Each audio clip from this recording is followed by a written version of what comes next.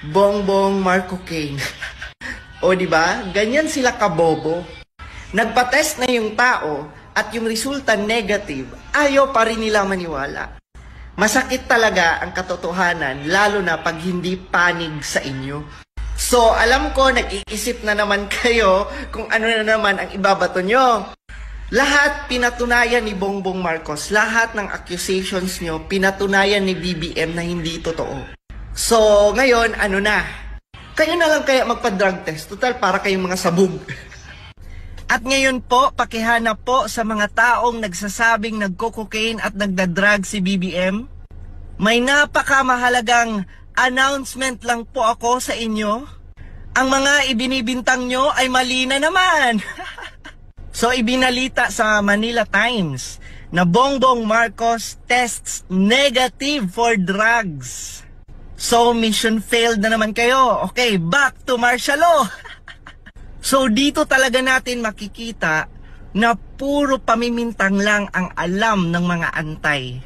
At alam nyo ba sa ginagawa nyo, mas lalakas nito si BBM? So, ano na, iyakan na naman.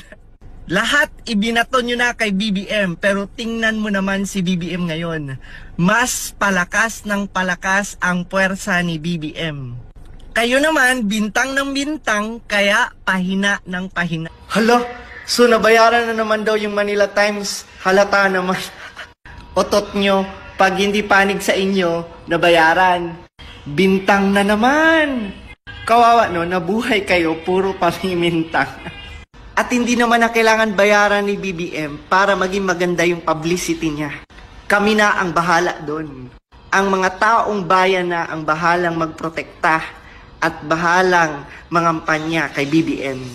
Kaya ba yan ang kandidato mo? Sabi ng mga pinkish at dilawan, nakikiuso lang daw ang ibang BBM supporters.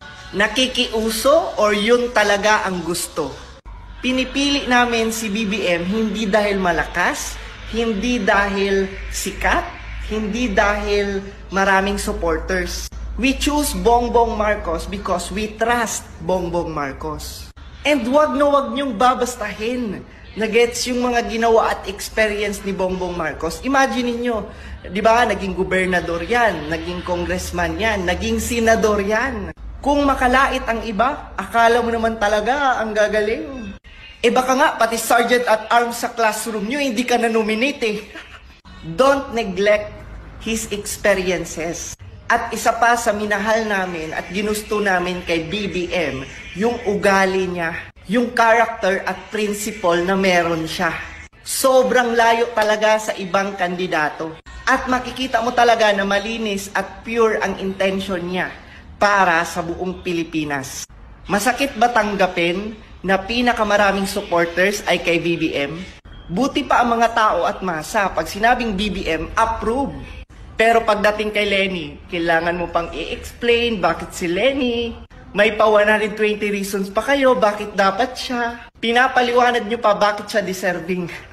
Pero di ba kahit anong gawin yung explanation, kahit anong defend nyo kay Lenny, hindi pa rin siya gusto ng mga tao.